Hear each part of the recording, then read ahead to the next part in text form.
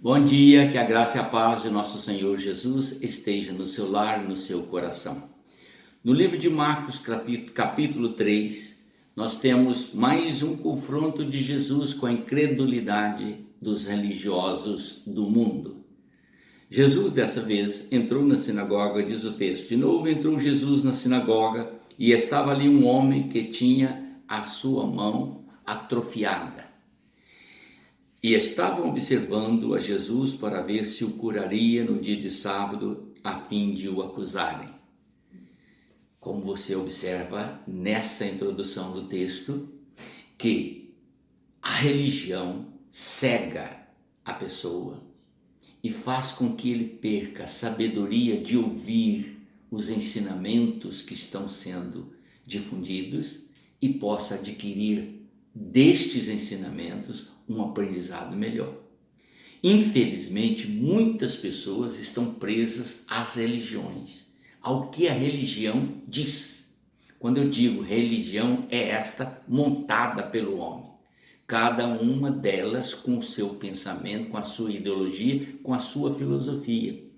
Lógico que são pautadas na Bíblia. A Bíblia serve de base para todas as formações religiosas.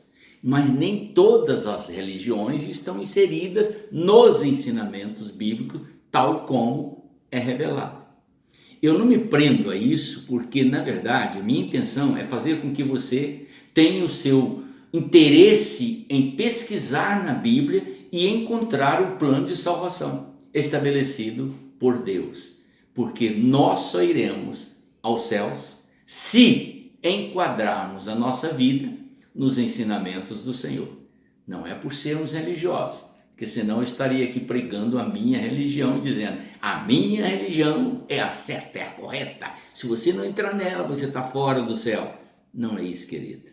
A palavra de Deus é a verdade e está ao alcance de todos, mas você precisa estudá-la para encontrar nela a vida eterna. Então Jesus está em um confronto com os religiosos da época. E no verso 2 estava assim, estava observando a Jesus para ver se o curaria no dia de sábado, a fim de o acusarem. E disse Jesus ao homem de mão atrofiada, que estava no meio do povo, vem para frente, vem para o meio aqui, vem para perto aqui.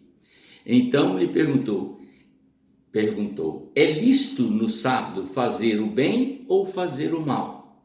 Salvar a vida ou tirá-la? Nesta colocação, Jesus trouxe um pensamento que era para testar o conhecimento espiritual, bíblico, daqueles personagens que o questionavam ou perseguiam. E o que Jesus queria saber se eles conheciam realmente a lei.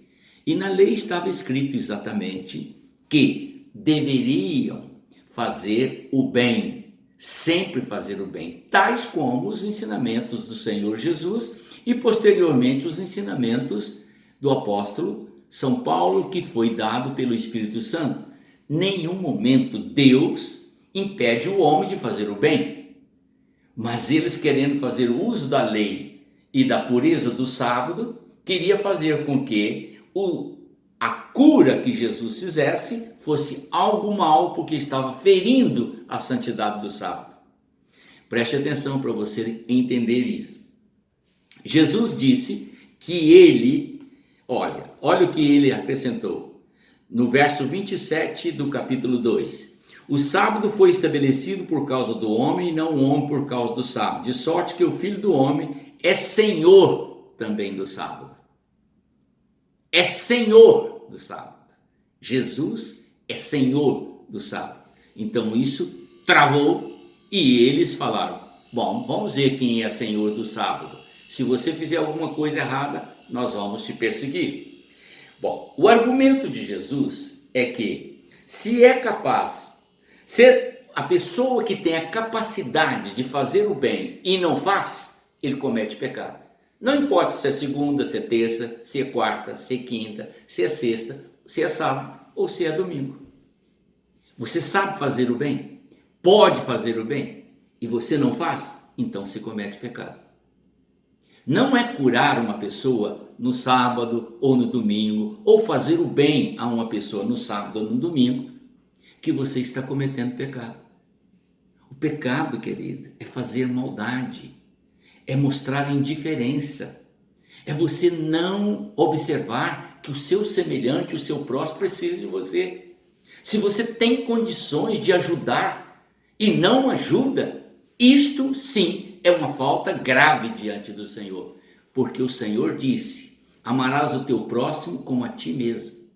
Este é um mandamento que produz vida no coração de quem o pratica.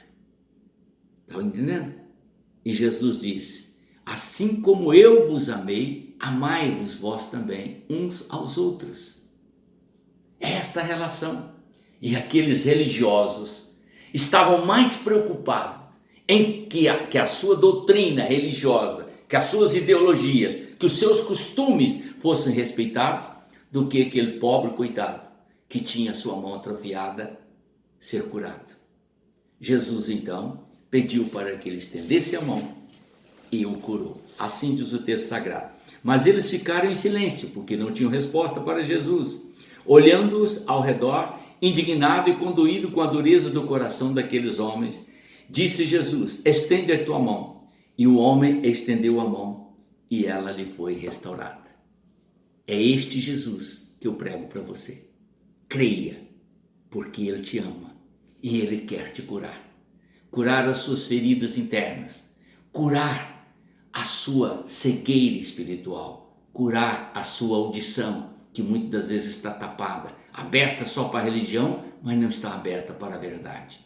Ele diz: conhecereis a verdade e a verdade vos libertará. Ele é o pão que desceu do céu, é Ele que produz vida, é Ele que sustenta, Ele é o médico dos médicos que pode valer você nos momentos de necessidade. Amém? Creia em Jesus Cristo e será salvo, tu e a tua casa. Vamos orar. Pai eterno, obrigado por tudo. Eu te peço, Deus, em nome do Senhor Jesus, que esta experiência vivida por este homem que estendeu a sua mão que estava travada e foi curado por ti, Senhor, seja a experiência de muitos enfermos que possam vir à tua presença, buscar em ti o refrigério para a sua alma, a cura dos seus pecados, a libertação dos seus vícios e, acima de tudo, a vida eterna. É a bênção que eu te peço em nome do Senhor Jesus. Amém.